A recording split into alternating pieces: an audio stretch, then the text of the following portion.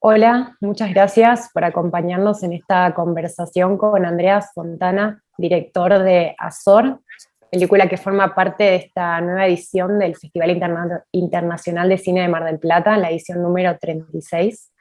Bueno, bienvenido, Andreas, muchas gracias por acompañarnos. Bueno, muchas gracias, es un placer.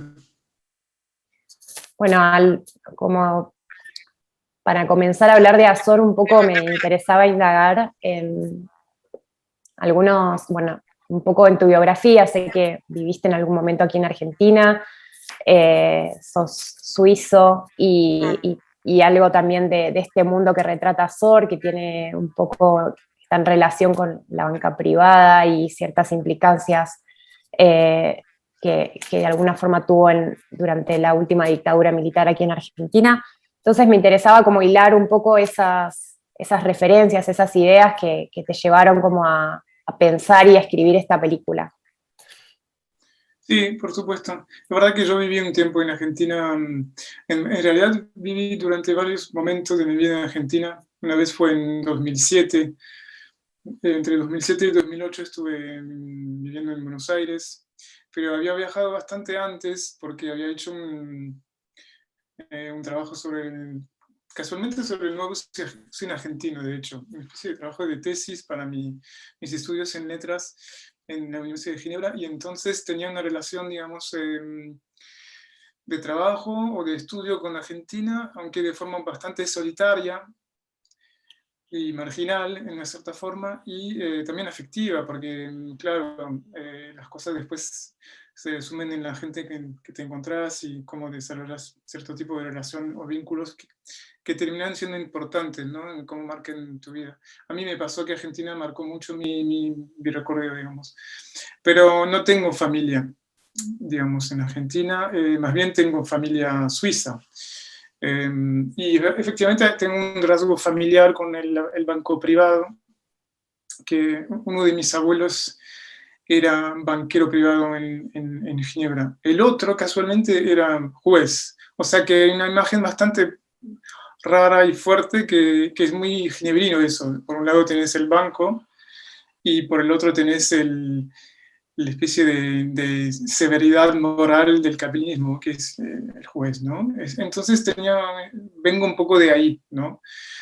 Pero mis padres no, no tienen nada que ver con eso. Mis padres son más, mi madre es poeta, mi padre es escultor y mi padrastro es pintor, entonces ya hay una especie de salto de generación entre lo que sería ese mundo de los notables ginebrinos y mi propia generación, digamos, que crecimos de una forma completamente distinta. Entonces yo creo que hay un lugar más de responsabilidad mía hacia ese lugar, ¿no? De dónde vengo yo y qué significa en términos sí, de encarar, digamos, ese origen, ¿no? Porque no es un lugar muy simple, digamos, es un lugar, de cierta forma es un lugar problemático y me interesaba trabajar con ese lugar problemático. Mm. Sí, digamos, del cine argentino un poco que contabas de alguna forma que hiciste una investigación en relación, eh, ha retratado desde diversos géneros y propuestas la última dictadura militar. Es un tópico bastante recurrente y siempre, bueno, se iluminan, digamos, nuevos relatos que de alguna forma más oblicuos, ¿no? En relación a la historia, en este caso, digamos, eh, tu punto, digamos, de ingreso o de alguna forma, digamos, tú haces foco en un tema tal vez no tan habitual, que tiene que ver con un poco como esta idea o este trabajo de la banca privada, esta llegada de estos banqueros, como, ¿no? Como una especie como de conquistadores, ¿no? Y un poco esta clase política y este poder de un perfil bajo, ¿no? Muy discreto, muy silencioso, muy opaco. Eh, entonces, bueno, me interesaba ahondar también en esa construcción también que haces, digamos, esta trama digamos, que sostiene una tensión, tal vez imaginada como un thriller, sin grandes estridencias, ¿no? Pero que de a poco, digamos, se va como alimentando un poco. Y un poco el retrato también de la ciudad. No sé, como si querías conversar un poco en relación a estas dos ideas, de la escritura de la película, de este trayecto, de este personaje, y un poco cómo pensaste el retrato de la ciudad de Buenos Aires. Claro. Bueno, yo quería trabajar sobre el secreto bancario. Al final el secreto bancario en sí no me interesaba tanto, sino cuál es el oficio de gente que trabaja con el secreto, ¿no? Porque el secreto no es, digo, es una cosa interesante, no es una mentira, ni mucho menos, es algo que existe, pero que alguien no lo quiere decir, que digamos que es algo que está sustraído de un lugar, ¿no? Pero está escondido, es oculto. Y esa cuestión me parece muy estimulante para mí y lo tenía muy fuertemente, claro, el personaje del banquero privado cuando está fuera. Porque cuando está fuera un banquero privado, cuando está en Suiza es un puro burócrata, digamos, es un tipo gris, aburrido, sin asperidades. Cuando está fuera ya no, es un tipo que tiene que esconder sus intenciones, es un tipo que tiene muchas técnicas para captar clientes y una de esas técnicas, como lo dijiste muy bien, es la discreción. Y yo creo que esa cuestión de la discreción como estrategia, más que como, sí, la discreción como estrategia me parece que es muy importante porque primero es muy cultural, digamos, los suizos somos un poco así, no me gusta generalizar, pero es verdad que la discreción es un poco parte de nuestra idiosincrasia, como se dice, pero también es una técnica banquera, ¿no? Es pasar sí, desapercibido, es una forma de sobrevivir en ese sentido. Entonces me parecía que había algo ahí como una forma de sí, de territorio muy fértil y que me correspondía mucho, casi tenía una intimidad con esa cuestión, como uno entra en un lugar, en un espacio, está lleno de gente, y lo que es importante no es que todo el mundo lo viera, sino que nadie lo viera justamente, tomar las cosas al revés, ¿no? Y entonces me parece que era un lugar muy interesante para empezar. Claro, después se sumaron muchas capas y la cuestión del género, por ejemplo, el género del thriller, bueno, decir que es un thriller es verdad, pero a la vez es una simplificación, porque hay muchas cosas que tienen que ver con el film noir, ¿no? La investigación, hay otras cosas que tienen que ver claramente con el viaje, una película sencillamente casi lineal de un tipo que avanza, como avanza Marlowe y para buscar a Kurtz en el corazón de las tinieblas. Hay una cosa así como muy de una forma, una referencia clarísima a ese tipo de relatos de viaje, ¿no? De viaje de colonialismo, pero viaje, en fin, de género y viaje. Y entonces el género es una capa que a mí me interesa como más codificar el relato, ¿no? Como cifrar un relato a través de un género. Y la ciudad, me parece que la ciudad de Buenos Aires en particular es una cosa que es muy interesante. Sobre todo cuando uno viene de Ginebra, que es una ciudad burgués, pequeña, provincial y al final muy difícil de leer, digamos. En cambio, en Buenos Aires, cuando uno viene de afuera, hay una lectura, por lo menos yo la vi, de una lectura bastante clasista, es decir, que es muy claro y la gente habla de qué barrio venís, quién vive ahí, este barrio es más así, este barrio más... una especie de definición casi identitaria en función del barrio, ¿no? Y me parece que entonces la cuestión de la ciudad es muy importante en la película porque, bueno, primero yo trabajé hice una investigación muy larga, visitando muchas veces gente que en las propias casas de ellos, de esa gente de clase alta, y me di cuenta que ellos me enseñaban la casa de una forma como si fuera parte del poder que tenían. Mi casa enseña mi lugar social, ¿no? Mi posición social. Entonces me parece muy importante que captara eso, ¿no? Que la película se interesara en los espacios. Pero también que la ciudad en sí sea dibujada de una forma un poco laberíntica, pero también desde este lugar de que habla de ellos, ¿no? Cómo ellos se definen en función de dónde están situados en la ciudad, digamos, ¿no? Un poco eso.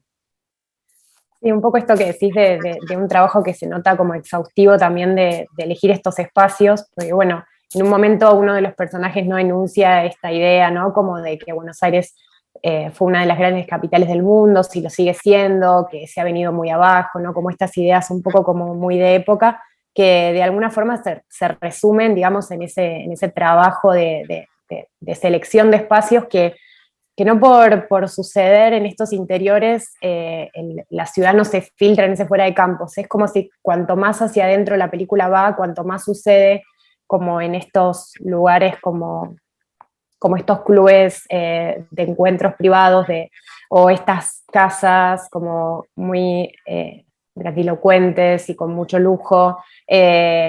Cada tanto, digamos, como las veces en que se filtra como ese exterior, ese fuera de campo, eso que está sucediendo, se potencia mucho más, ¿no? Como, digamos, de alguna forma cuando salimos hacia ese exterior o cuando lo vemos sugerido a partir de alguna conversación o de estas mínimas excursiones, ¿no? Como, entonces, sobre eso también te quería preguntar, porque me parece como muy riguroso como ese trabajo que haces, como de trabajar dentro de estos interiores y de pensar como también esta puesta en escena también muy, eh, de alguna forma como muy delimitada, ¿no? Como a este trabajo como siento que los personajes están como todo el tiempo, no solamente encerrados, sino como que también hay mucha sugerencia de eso, ¿no? También desde los encuadres, desde la puesta en escena, como me interesaba también cómo habías trabajado este aspecto, ¿no? De puesta en escena de fotografía, tomando un poco estos lugares y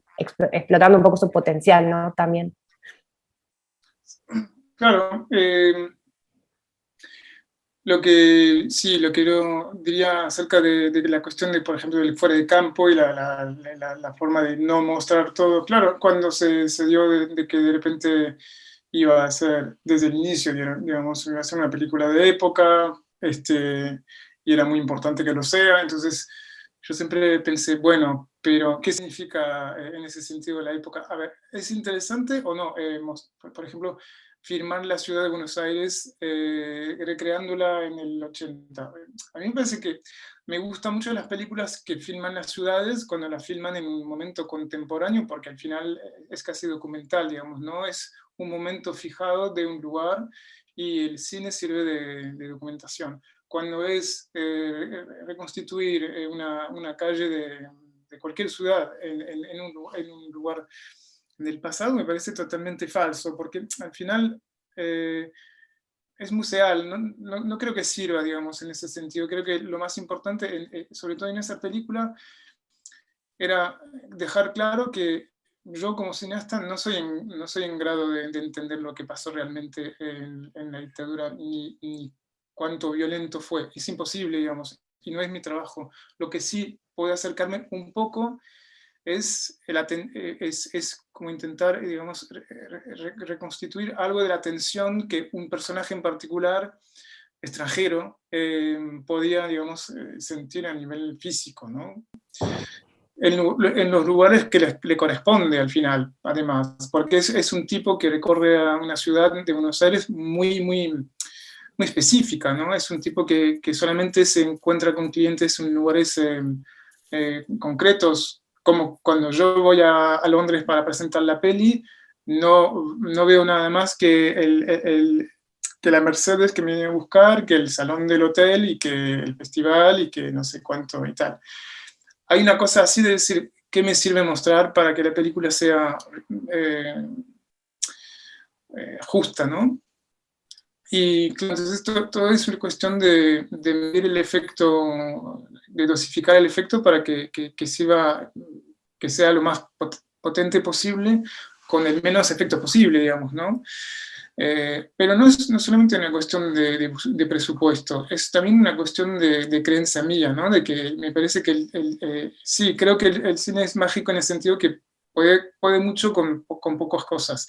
Y entonces yo necesito como espectador ser muy activo cuando veo una película y dejar que haya un lugar que no conozco, en un lugar fuera de campo que me tengo que imaginar, ¿no? Y yo creo que en ese sentido trabajé mucho en esa posibilidad de que los espectadores iban a ser como yo, iban a necesitar muchos puntos ciegos. Y entonces, nada, fue mucho trabajar con esa idea de que cada lugar que íbamos a filmar tenga unos puntos ciegos que podíamos dejar entreabiertos, ¿no? Como una puerta que se abre, que deja entrar un ruido de afuera, pero que no se ve lo que está afuera, o hablan de alguien que no está, o se habla de un peligro que nunca se ve, digamos. Esas cosas que sí me parecen que a mí tanto en literatura como en cine, a mí me estimula mucho, ¿no? Entonces, trabajamos siempre de esa forma. ¿Cuál es lo necesario y cuál es lo más estimulante a nivel sí, de ausencia, digamos? Y el trabajo más específicamente con la fotografía, sabía eso que vos habías comentado, que habías hecho como esta investigación a partir de imágenes, que habías relevado un poco la ciudad a partir de fotografías fijas, y algo de esa impronta tal vez persiste en la película, ¿no? Como de ese retrato como de los espacios. Sí, yo, bueno, hice una investigación, saqué fotos, yo siempre hice fotos, pero nunca tuve mucho focus sobre lo que iba a hacer con mis fotos, y de repente desde que encontré ese método me parece muy interesante sacar fotos y decir, bueno, eso es la mirada que puedo tener sobre ese lugar, digamos, ese es el ángulo que intuitivamente me viene, digamos. Entonces, a partir de las fotos que saqué en Buenos Aires durante 2 años, básicamente en los mismos lugares, exactamente en las mismas situaciones, pero yo como visitante, empezamos a pensar la puesta en escena, ¿no? Que intuitivamente yo mostraba y qué es lo que dejaba, digamos, de fuera de campo. Y después trabajamos con Gabriel Sandrú, que es el director de foto, y, y Gabriel Arzorín, que es el consejero artístico, para que el decoupage, ¿no? No sé si lo dicen así en Argentina, bueno, sí, el decoupage de plano a plano, sí, sea también corresponda a esa idea de que el espacio tenga una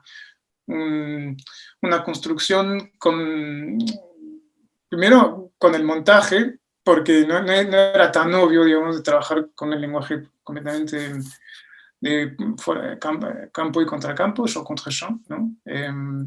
Pero la película es eso, ¿no? Es las personas que hablan sentadas y entonces hay que enfrentar eso, como una película que trabaja únicamente casi sobre el campo contra campo funciona, porque al final se repite esa cosa, ¿no? Entonces pensamos mucho en eso y, lo que se llama en francés le raccord regard, no sé cómo lo llaman en castellano, es decir, cuando uno mira y el plano siguiente es la fuga que está mirando, ¿no? Entonces esa cuestión también era muy importante en el dispositivo, de decir, bueno, trabajamos sobre esas fugas que el personaje principal, que es Iván, el banquero, es atraído por esa cuestión de cómo mira, ¿no? Se habla, pero él al final lo que le interesa es observar lo que está pasando, entender y captar la mejor técnica, la mejor estrategia para seguir adelante con su plan, ¿no? Entonces, esto lo hicimos básicamente con esos dos recursos. Después, Gabriel Sandro, el DOP, bueno, vio las fotos y después también hizo muchas propuestas básicamente una propuesta de imagen que es la que está en la película, que es una imagen, diría yo, clásica, pero perfil bajo, ¿no? Y elegante, pero también un poco perfil bajo, y me parece que está bien así, porque al final no es muy llamativo, no es muy avantgardista, pero me parece que la película no necesitaba eso, necesitaba ser mucho más discreta en su forma para que las cosas puedan pasar desde otro lugar, digamos. Entonces, estoy muy, muy contento con eso. Sí, sí, hay algo de ese ánimo de la película que necesariamente se traduce en esos encuadres y en esa puesta, digamos, como lo que observaba un poco en estos reencuadres que a veces hacen, las puertas de las habitaciones, hay como muchos detalles desde ese lugar también que de alguna forma acentúan esta opacidad, sí, como un poco como este perfil bajo, como decís, esta discreción, como también como de alguna forma de sostener como eso que sucede como más en esa segunda línea, ese secreto, ¿no? Me parece también que otra pata importante, digamos, de eso está, por supuesto, en los intérpretes. Nada, quería indagar un poco en ese casting, digamos, que involucra, no sé, un actor, digamos, como Fabrizio Roncione, que es un actor, digamos, con un perfil más internacional, un actor que por ahí lo hemos visto en propuestas desde los hermanos Dardenne, a Eugene Green, no sé, digo, como por recordarlo, como por recordar su rostro en algunas películas como muy memorables, y luego un abanico, digamos, de intérpretes argentinos, bueno, me interesaba un poco como conversar de eso, cómo había sido como esta selección, digamos que el tono un poco de la película creo que recae en esta selección, me parece muy acertada, digamos, de intérpretes. Por ahí podemos Sí, comenzar un poco, Fabricio, cómo aparece, cómo ingresa al proyecto, si siempre pensaste en él. Eh, bueno, yo vengo digamos, de una forma general de lo que sería el cinema du réel, ¿no? Más bien desde un humor un poquito más experimental y sobre todo buscando siempre gente o cuerpos que no pertenecían al cine y hacerle entrar en un lugar casi ficticio o de ficción en las películas anteriores que hice, bueno, cortos y tal, pero...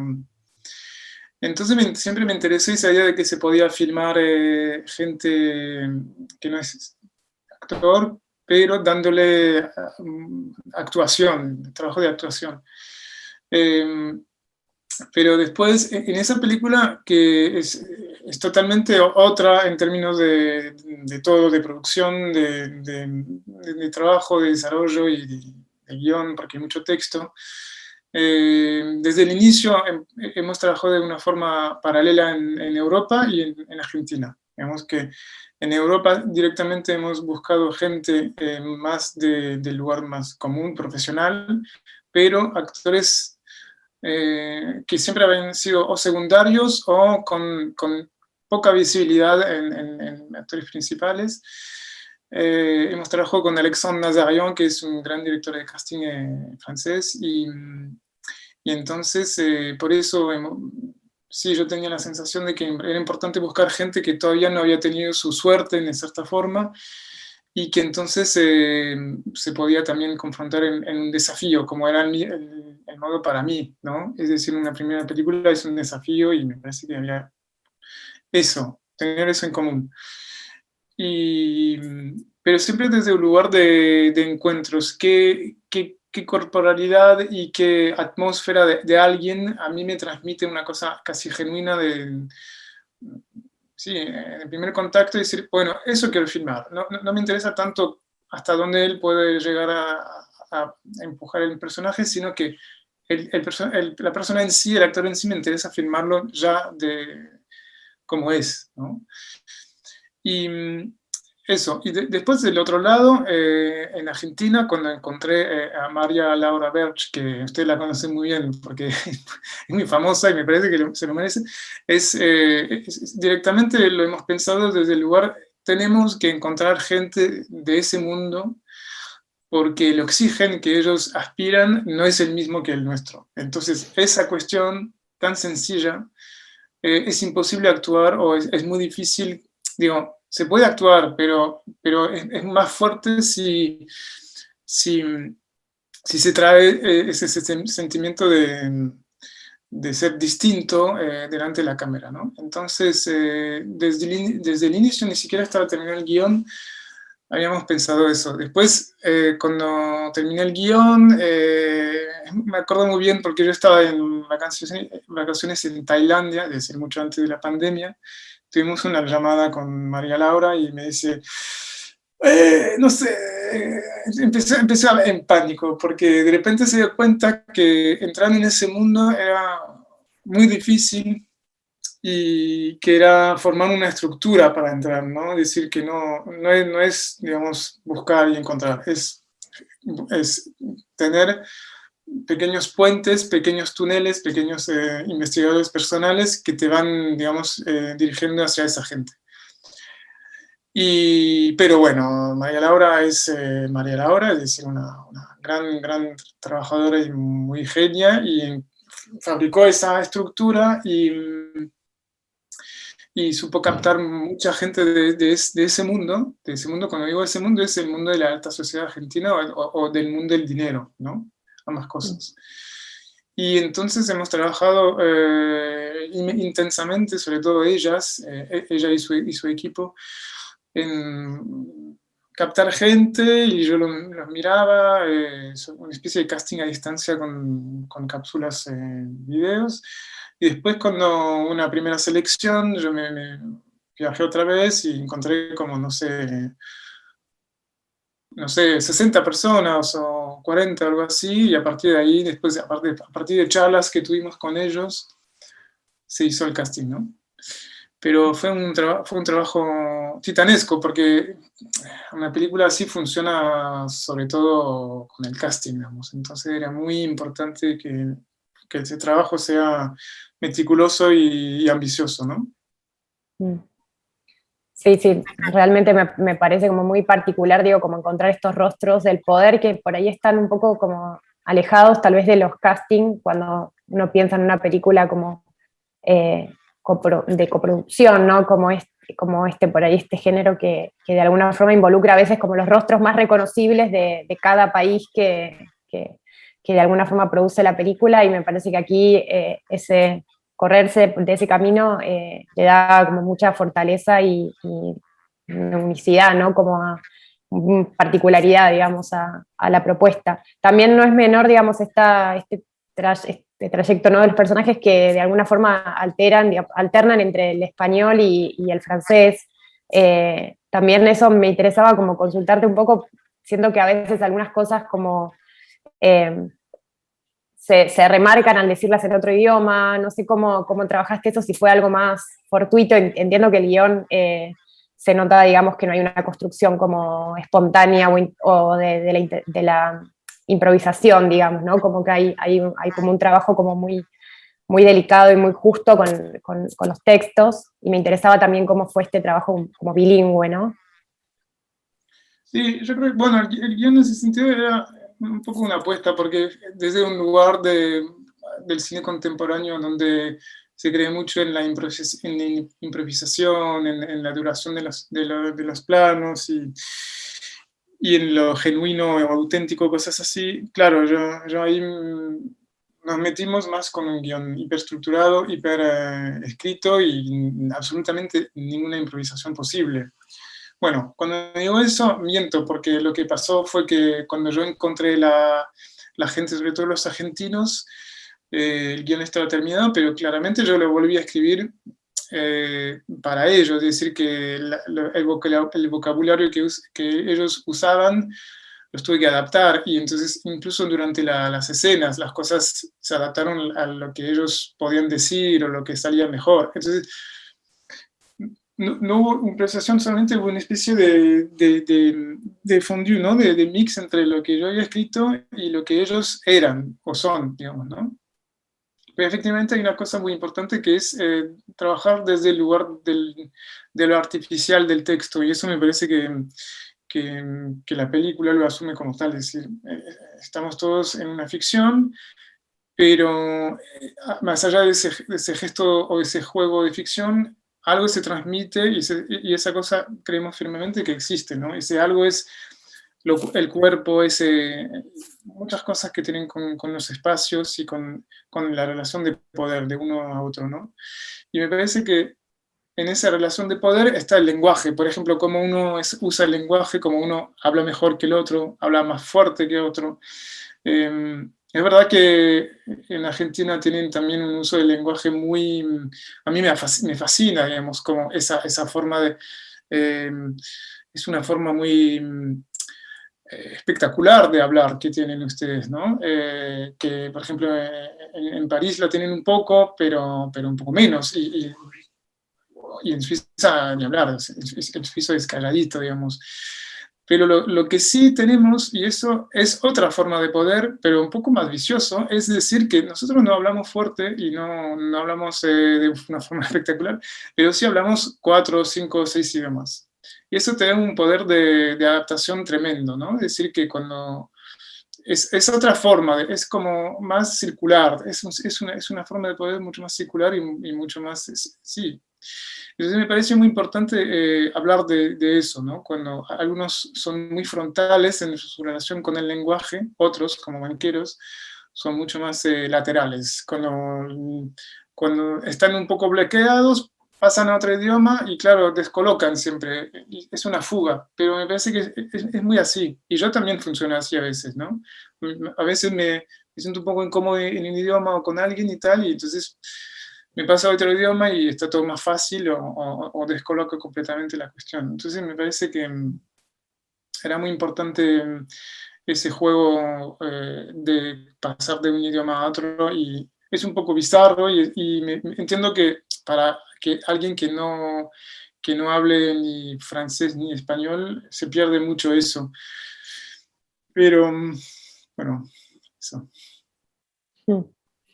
Bueno, por último me interesaba conversar, en algún momento, bueno, mencionaste como la literatura o ciertas películas o cierta inspiración también en esto que, bueno, no simplificar la película en un género, pero pensar en algunas estrategias del cine de género para de alguna forma escribir la película. Entonces, nada, de alguna forma conversar sobre algunos referentes o películas o no sé, o libros que te acompañaron en el proceso de Azor. Bueno, es que es muy interesante porque siempre me pregunto, siempre digo, ¿cómo contesto a eso? Y siempre me viene completamente otra referencia y otra idea. Entonces, creo que realmente soy muy caótico en mi referencia porque realmente me habitan muchas cosas, pero nadie gana en esa carrera que sería mi referencia principal. Pero efectivamente hay una cosa que en Azor es muy presente. Primero es la cuestión de la investigación, ¿no? Cómo se dosifica ese misterio de alguien que no está y entonces uno lo busca. Y eso, bueno, Raymond Chandler, a mí realmente me fascinó. Porque Chandler, lo que siempre lo que me fascinó de él, primero es porque es el mejor y segundo es el mejor porque lo que le interesaba no era tanto la intriga, sino en los espacios que recorría este Marlowe, ¿no? El detective. Y, digamos, esa atmósfera que describe Chandler es casi inimitable en ese sentido. Y me parece que hay una cosa que tiene también Chandler, es la posibilidad de que los personajes secundarios coman todas las escenas, todo el tiempo de los personajes. Cualquier personaje de Chandler es casi un mundo entero, ¿no? Y me parece que esa cuestión a mí me parece muy interesante, es muy paisajístico, ¿no? Porque al final lo importante no es saber quién ha matado a quién, sino describir un sistema y un mundo casi de forma, como si fuera un paisaje. Y me parece que eso sí me atrae mucho, ¿no? Esa forma de trabajar el paisaje. Y después hay un tema muy simple del punto de vista, de decir, aferrarse a un punto de vista completamente cerrado, que es en este caso es el de Iván. Eso es un tema bueno, que muchos escritores trabajaron mucho, pero bueno, por ejemplo, Stevenson trabaja mucho eso y es muy riguroso. Stevenson es muchísimo más riguroso de lo que uno piensa porque al final se parece que es un escritor para jóvenes, pero no, es un escritor muy, a nivel formal, muy exigente, me parece. Exigente no, pero muy preciso. Entonces, Sí, hay una cosa sobre el punto de vista que me interesa mucho trabajar de forma totalmente rigurosa, ¿no? Y otra vez digo eso, pero a veces estuve haciendo pequeñas trampas, porque a veces pasa el punto de vista a Inés cuando me parecía importante de quebrar, porque un sistema cuando se vuelve demasiado rígido bloquea, ¿no? Entonces me parecía que a veces cambiar eso era importante. Pero eso, nada, te cité dos personas, dos referencias importantes, pero hay muchas más. Y claro, uno que nunca digo, pero que sí es importante es Werner Herzog, ¿no? ¿no? No tanto por su cine, porque su cine me fascina, pero es inimitable, digamos, su cine, sino por su forma de ver el cine como una aventura completa donde uno con su propio cuerpo tiene que meterse, ¿no? Y eso me pareció muy, bueno, yo cuando me investigué en la película y cuando, nada, filmar Azor significó mudarme durante un tiempo en Argentina, meterme en un mundo muy bizarro, convencer a muchísimas personas de cosas extrañas. Entonces sí, sentí que esa fuerza, esa creencia era muy fuerte y que también necesitaba aventura en mi vida para avanzar y claro, entonces es una referencia más sí, de espíritu, digamos, ¿no? Bueno, muchas gracias, Andreas, por esta conversación. Bueno, gracias. Nada, de alguna forma por exponer tan generosamente como estos materiales y estas ideas en relación a la película. Y bueno, agradecerte nuevamente también por participar con la película del festival. Para nosotros es un gran gusto poder proyectarla. Bueno, nuevamente muchos éxitos para lo que vendrá y bueno, nos vemos en el festival. Muchísimas gracias, un placer.